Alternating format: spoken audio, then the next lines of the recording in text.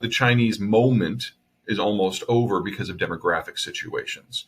So I don't think we'll see a hot war with these two powers. I don't think we'll even see a meaningful Cold War more than a few years with the Chinese. The Russians, the goal here of the West is to support Ukraine as much as possible, because as long as Ukraine is in the fight, so long as Ukraine is independent, the Russians can't get that outer crustal defense, and they will be constantly on the strategic defensive until they disassociate. I don't think that's going to happen this decade. I think the Russians have a lot more road ahead of them than the Chinese, but it does put them in a bit of a box.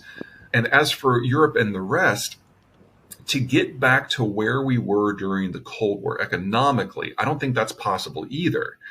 What made the global system work is the United States subsidized everybody's security systems and then provided global coverage navally so that anyone could ship anything to anywhere.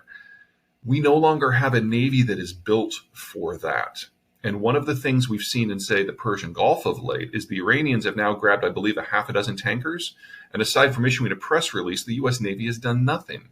Had that happened in the 70s or the 80s, we would have sunk quite a few Iranian naval assets and probably taken out a few offshore oil platforms to boot. But we no longer have the destroyer-heavy force that is necessary to patrol the seas for global commerce. We're heavy on supercarriers now. And in that sort of environment, we can't provide the security, and you could even argue we can't provide the economic subsidization anymore. Because remember, we now, the United States, we do have a substantial number of millennials and young people to provide that consumption-led system. Europe no longer does.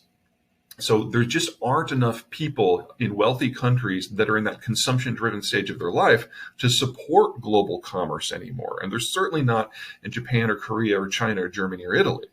So we need a new economic model everywhere except Southeast Asia and North America. There the old system can work, and that's why these systems are getting tighter and tighter and closer together economically. But that is not a global trade order. That's a regional trade order. And that can work, but it does leave everyone else on the outside.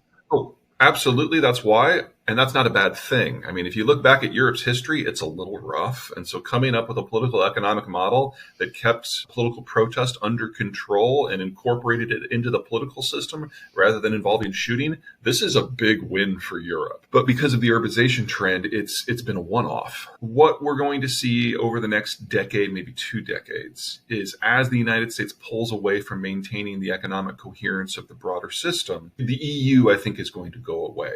As the Germans hit mass retirement this decade, it's going to be impossible for the Germans to pay for the existence of the European Union. If you take the single biggest provider of funds and turn them into a net beneficiary, there's no way the EU can survive in that environment. You will have countries leaving left and right, with probably the French the first out the door. The French, ironically, have one of the best demographies in the advanced world. And so the idea of France being the single largest payer into EU in order to subsidize the existence of Germany, oh my, I don't see that happening. The French plan since the beginning is to get the Germans to pay for everything. It's not going to work once we get to that point, which means that we're going to get a regional breakup of the European system. You'll probably get a Scandinavian network where the demographics are pretty good and the partnership with London and Washington is tight. We're seeing that already with the Swedes and the Finns moving towards NATO. You'll definitely get a Francophone world that is all its own. Iberia will probably, under Mexican sponsorship, apply for NATO membership. And then there's the big open question of what happens in Central Europe, because that's where the demographic decline is most extreme. And unlike the Italians, they're on the wrong side of the Alps. They can't be a pocket power by themselves that's easy for the U.S. to pick up. It's just too big of an area with too entrenched of economic issues. And so the question in the United States will be, are there countries in the future for Europe that we are willing to pay for them to continue to exist? And before you rule that out completely, remember, we've done that for Israel and Armenia and Egypt and Jordan for a very long time. So you can't rule it out. It's just that Germany is a lot of water to carry. That's a big place with a big economy, and supporting it will not be cheap. This is not Greece. This is a real hefty place. That'll be expensive. Well, that's like an hour presentation right there. Okay, let's start with the nukes because that's the simplest. I don't think they're going to come into play anytime soon, if they do come into play at all. There's no reason for Russia to nuke Ukraine because they want to occupy it. There was a moment last year when if they would have nuked, say, Warsaw, Berlin, and Stockholm, they could have disrupted the weapon flows. But in the aftermath of the Battle of Kharkiv, when the Ukrainians captured so much Russian equipment, that logic largely went away. And any direct strike on the United States will be met with an immediate retaliation. And the United States has made it very clear to Vladimir Putin personally that if you think you can fling a nuke into the Western Hemisphere, the first few that come back are coming for you personally. And we know exactly where you are, because we've been listening to your phone calls and reading your emails since the beginning of this and then publishing everything immediately.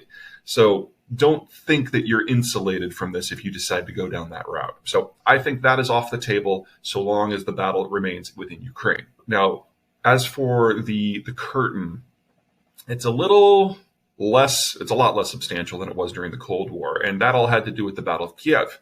When it became apparent that the Russians were incompetent, not just at combined arms warfare, but warfare in general, that this was just a mob with weapons, everyone in Washington got really scared, because we know that when the Russians are done with Ukraine, they're coming for Poland.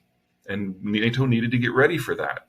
But when it became apparent that this was actually a fair fight in Ukraine, an underarmed, undertrained force versus the world's second largest standing army, and it was a fair fight somehow, everyone got worried, because if the Russians are able to subdue Ukraine, when they come to Poland, it's not going to be a fight. It's going to be a slaughter. NATO forces versus Russia, you're talking about casualty ratios in excess of 100 to 1,000 to 1. I mean, it'll be a blowout. And in that scenario, the Russians will use nukes. So the decision was made early that any weapon system that the Ukrainians can prove that they can operate and maintain, very important detail, maintain, they can have. And so we've just been steadily ratcheting up the technical assistance in order to help them absorb as much as possible. F-16s are the newest one, and this will continue.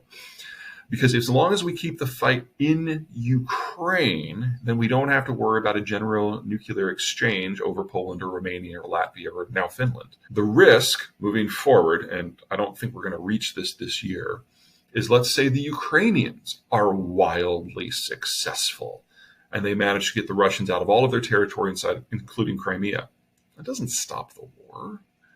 The Russians will keep pushing until they can't. Now that they've paid the price for a war but gotten none of the benefits, they can't back down now. It would lead to government disintegration. Russia usually faces revolutions when it's defeated in a war, which means that Ukraine has to cross the border into Russia to break up the logistical capacity of the Russians to launch the war in the first place. And at a minimum, that means neutralizing Belgorod and Rostov-on-Don. And now if you've got Ukrainian forces crossing the border, all of a sudden the nuclear question comes back into play from a defensive point of view. So we are only at the very beginning of this conflict. I got to admit, I am shocked at how well the Ukrainians have done. I've never been so happy to be wrong. I was convinced that this was all going to be wrapped up in under a year. But the Russians can't back down. And in the end of the day, if the Ukrainians are great, they have to push forward. So this is going to become a broader conflict one way or another. And that introduces a lot of wild cards that we're not ready for, and I'm not sure we can be ready for. Well, let's start with the offensive issue. The problem with predicting what's going to happen with this war is for the Ukrainians, they're doing everything for the first time. So they repelled an assault for the first time using irregular forces. They launched an infantry-heavy assault on Kharkiv for the first time. They're now getting ready to do a combined arms for the first time. We have no track record here to draw from. As for the Russians, they have underperformed by every possible measure. And so, yes, they've built a lot of defensive fortifications. But if their defensive fortifications were built like their military was planned, well, then they're probably not worth anything. So we just don't know. As for the Chinese, I don't think so. I think we'd have to have a pretty sharp change in circumstance for the Chinese to even consider getting involved. They know that if they provide